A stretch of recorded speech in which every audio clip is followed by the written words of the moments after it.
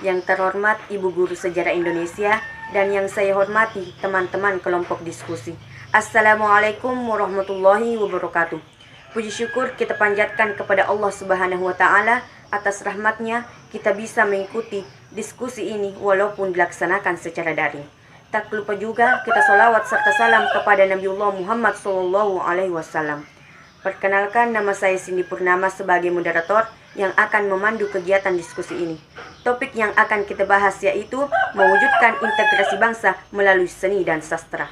Sebelum diskusi dimulai, saya akan memperkenalkan anggota kelompok 3. Yang pertama, Yeni Sari sebagai pemateri pertama, yang kedua Wahyuni sebagai pemateri kedua.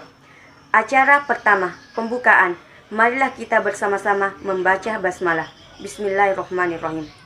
Selanjutnya, acara pemaparan materi. Saya berikan waktu kepada pemateri pertama, dengan hormat disilahkan. Sebelumnya, saya ingin berterima kasih kepada moderator atas kesempatan yang telah diberikan kepada saya. Di sini, saya akan memaparkan materi terkait mewujudkan integrasi bangsa melalui seni dan sastra. Dalam masa perjuangan merebut kemerdekaan dan mempertahankannya, muncul tokoh-tokoh bangsa yang mengisi sejarah dengan seni yang dimilikinya. Guna meningkatkan nasionalisme dan semangat perjuangan, beberapa di antaranya adalah sebagai berikut. Yang pertama, Ismail Marzuki. Ismail Marzuki adalah seorang komponis yang lahir di Kampung Kuitan di Jakarta Pusat pada tahun 1914. Semasa hidupnya, Ismail Marzuki menciptakan lebih dari 250 lagu. Karya pertamanya dimulai pada tahun 1931, yakni lagu Osarina, yang diubah berisi penggambaran terhadap kondisi kehidupan bangsa yang tertindas.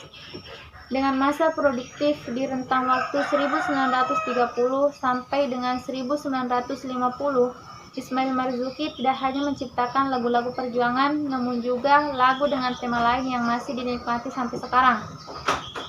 Lagunya yang terbilang fenomenal adalah lagu Rayuan Pulau Kelapa yang diciptakan pada tahun 1945, serta lagu Halo Halo Bandung dan Selendang Citra yang diciptakan pada tahun 1946. Komponis yang disebut juga sebagai pelopor ini wafat pada tanggal 25 Mei pada tahun 1958. Ismail Marzuki dianugerahkan sebagai pahlawan nasional di peringatan Hari Pahlawan 10 November tahun 2004 oleh Presiden Susilo Bambang Yudhoyono. Mungkin hanya ini materi yang dapat saya sampaikan. Untuk materi selanjutnya akan dilanjutkan oleh pemateri kedua, yaitu Wahyuni. Kepadanya saya persilahkan. Sebelumnya saya ingin berterima kasih kepada pemateri pertama atas kesempatan yang diberikan kepada saya, Opu Daeng Risaju. Opu Daeng Risaju dikenal dengan nama kecil Pamaja, dilahirkan di Palopo pada tahun 1880.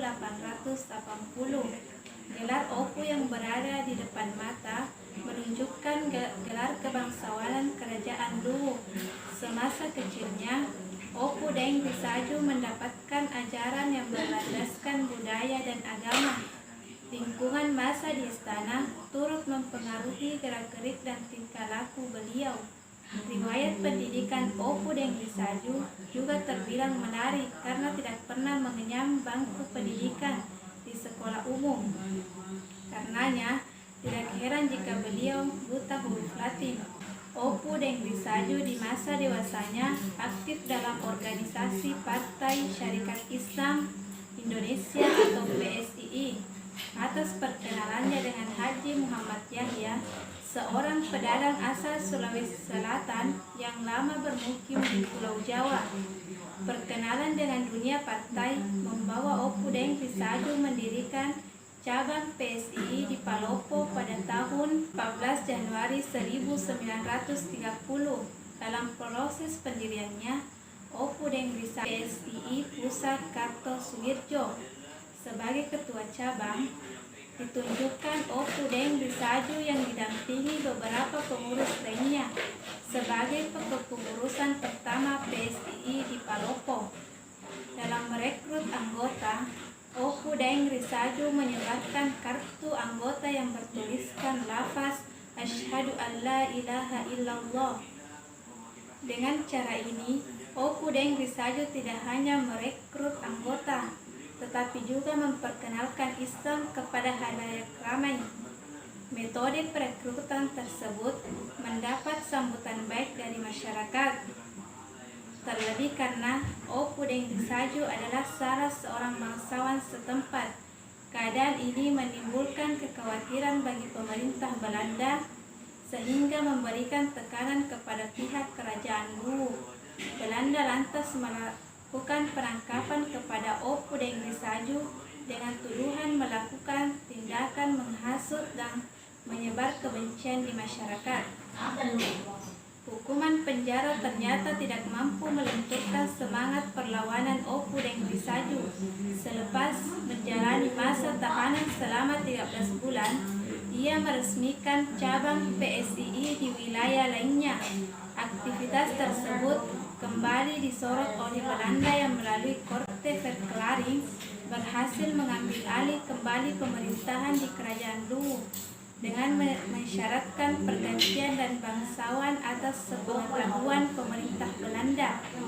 Keadaan itu berakibat dicabutnya gelar kebangsawanan Opu Deng Risaju, sehingga otomatis harus melepas hak-hak istimewanya sebagai bangsawan dan menjalani penahanan kembali oleh Belanda setelah melakukan perjalanan ke Pulau Jawa untuk menghadiri Kongres PSII. Perjuangan Opu Deng Risaju tercatat tidak hanya dilakukan di masa pemerintahan Belanda, namun juga setelah masa kemerdekaan Indonesia dengan melawan Nica yang hendak menginvasi Sulawesi Selatan. Opu Deng Risaju meninggal pada 10 Februari 1964 dan dikuburkan di Lokoe, Palopo tanpa upacara kerajaan. Jadi itulah tadi materi yang dipaparkan oleh kelompok kami. Saya sebagai moderator mewakili kelompok 3 memohon maaf apabila ada kesalahan dalam penyampaian diskusi ini. Atas perhatian dari ibu guru dan kelompok lainnya, kami ucapkan banyak terima kasih. Mari kita tutup diskusi ini dengan bersama-sama mengucapkan hamdalah. Alhamdulillahirabbil alamin. Sekian, assalamualaikum warahmatullahi wabarakatuh.